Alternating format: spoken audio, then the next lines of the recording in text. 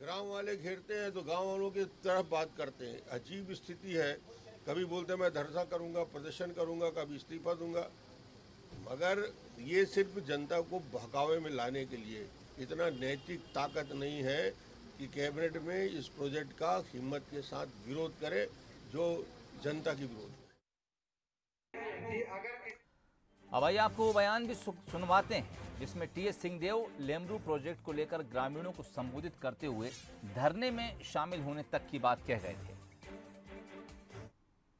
उसके बाद ये दबाव गांव वालों के ऊपर अगर बनेगा तो हम लोग भी उनके साथ धरने पे बैठेंगे, अनशन पे बैठेंगे। आमरण अनशन पे बैठना होगा तो आमरण अनशन पे भी बैठेंगे, ठीक है? बाकी आप लोग तय करिएगा तब।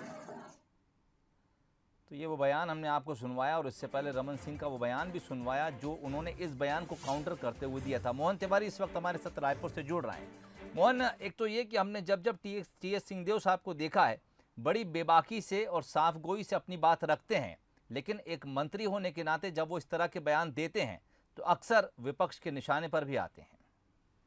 बिल्कुल, और ये पहला मौका नहीं है। ऐसे कई बयान टीएस सिंहदेव के पहले भी आ चुके हैं, जिसकी वजह से सरकार के सामने एक ऐसी स्थिति बन जाती है कि वो विपक्ष के सवालों का जवाब देने के लिए उसे सोचना पड़ता है। और यही हुआ है कल अंबिकापुर में टीएस सिंहदेव के बयान के बाद। इस बयान में आप सुन सकते हैं कि एक जिम्मेदार मंत्री हैं, लेमरू प्रोजेक्ट पास हो चुका है, कैबिनेट ने इसे अपनी मंजूरी दी है, अब उस पर काम जब चल रहा है तो ग्रामीणों के विरोध में जब टीएस सिंहदेव पहुंचते हैं तो उनका कहना होता है कि अगर ऐसी स्थिति बनी तो वो खुद भी ग्रामीणों के साथ धरना प्रदर्शन और आमरण अनशन शुरू करेंगे। और यही वजह है कि एक मौका जो है विपक्ष को मिल जाता है और डॉक्टर रमन सिंह ने इस मौके को लपका है।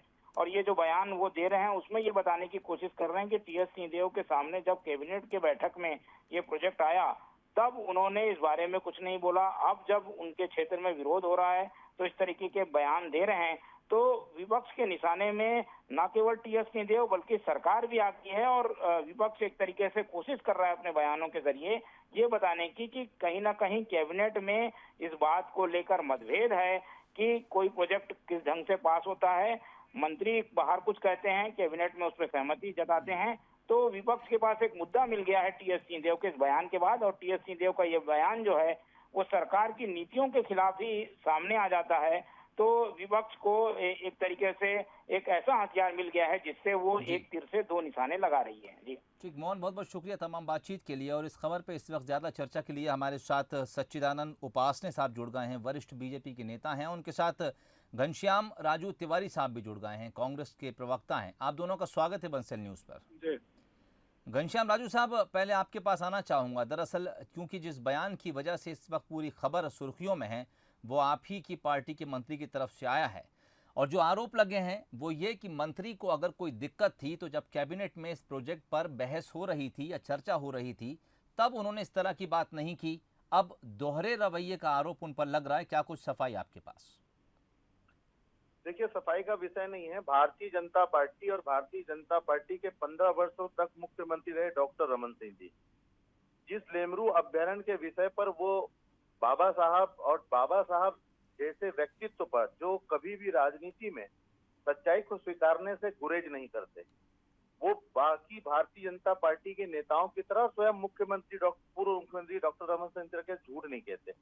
उन्होंने हसदेव लेमरू क्षेत्र में जो जनजाति वहां रहती है, जो अभ्यारण्य के चलते उनको कहीं ना कहीं बेदखली का जो डर है, उस डर को लेकर उन्होंने मंत्री स्वास्थ्य मंत्री टीएस सिंहदेव जो कि उस क्षेत्र पर दौरे पर थे कहे थे। और जनता कभी भी कोई राजनीतिक रूप से मंत्री दौरे पर होते हैं तो अपनी पीड़ा अपनी परेशानियां व्यक्त करते हैं। ठीक, लेमरू हाथी अभ्यारण्य वो क्षेत्र है जिसको मोदी जी की सरकार ने कोल खदानों को उस क्षेत्र को खनन के लिए दिया हुआ है।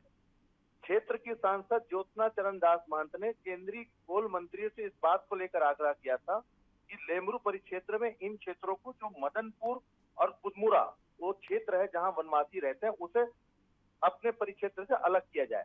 बहुत बड़ी परिस्थितियां हैं जी, और उस पर कहीं ना कहीं सांसद ज्योत्सना चरण दास महंत जी के पहल से उस क्षेत्र को